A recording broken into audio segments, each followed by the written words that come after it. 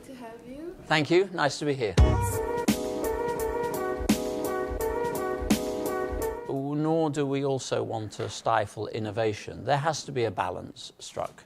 And as an international federation, we are also, in a way, a regulatory authority.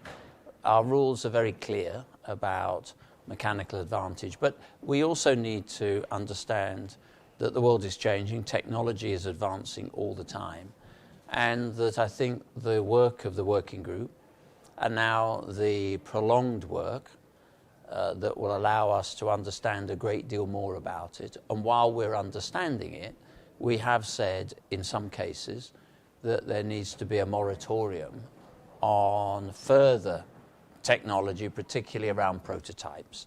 So all that will come together in a sensible way. It won't make everybody happy, and it won't also make everybody sad.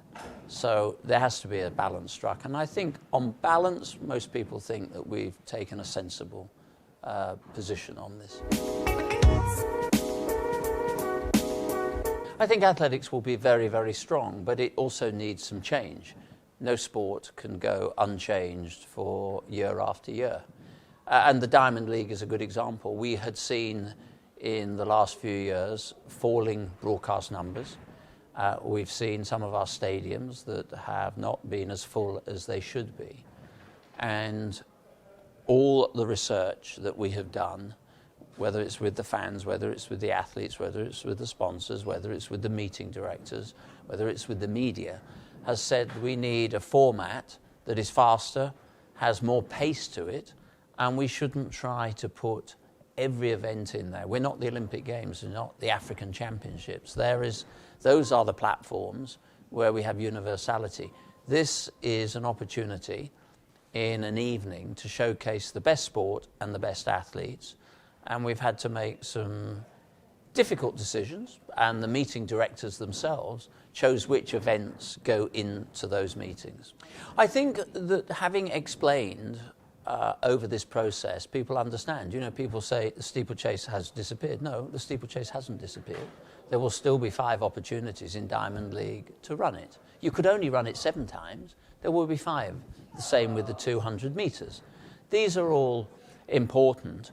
But the overarching issue was we had to make a judgment, and the judgment was that Diamond League could be a lot better. We will review this at the end of every season.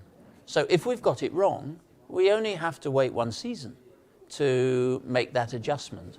And there will be cases in years to come where some events are really strong, some events are not so strong. We can then make that flexibility, which we don't really have now. So I hope people are patient with it. I hope people, you know, the athletes have got to understand we're actually trying to do this to expand the sport. We're not doing it to contract the sport. We haven't done it for cost-cutting exercise. We've done it because one-day meetings are disappearing, and Diamond League isn't as popular now as it was a few years ago, and that's what we want to build on.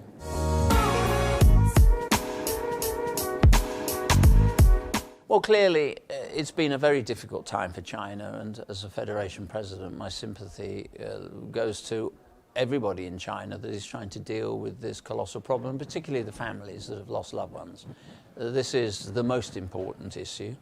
Sport is important, but it's never as important at that moment than trying to make sure that the population of a country remain healthy and they deal with this as quickly as we can. We had very, very good conversations with the organising committee in Nanjing, and we took guidance from the World Health Organization. So yes, you're right. We haven't postponed it. We want to stage those championships roughly this time next year into March. And clearly that will cause some challenges, but we're now discussing the potential for that with European athletics, with the World Cross Country Championships in Australia, and we hope we can find an accommodation.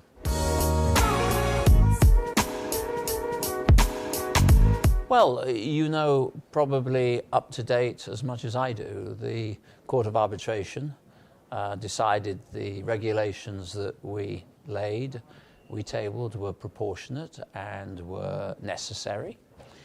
They then got challenged in the Swiss court, so the supra provisional order was lifted, but we still wait for the full adjudication.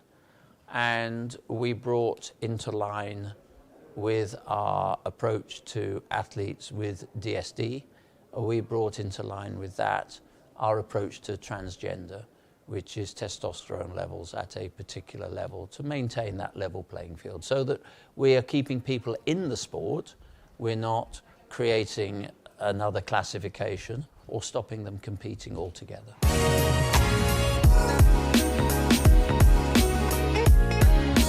Oh, we all miss Usain, but we have some of the most exciting and spectacular young talents coming through.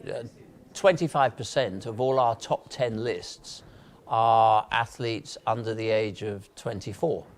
And that's extremely exciting. If you look back at Doha, which was our best world championship, if you look at it on the results, then you had some outstanding performances, and many of those outstanding performances came from very young athletes, and some of them were winning medals in their teens.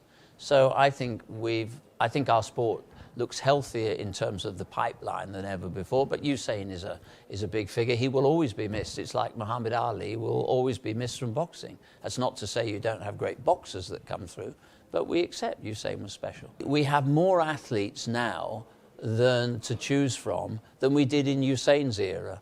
You know, I think it's very healthy for a sport not to rely just on one person. So if you said to me, who are the young athletes coming through, I would look at Hassan, I would look at Sydney McLaughlin, I would look at Dalia Mohammed, I would talk glowingly, clearly about Mutaz Bashim and Carsten Warholm. We have some fantastic athletes coming through from all our continents, which is the most important element, because it shows our sport is the most global, it is the most universal, and there's not another sport at international level that has 60 countries winning medals at a major championship.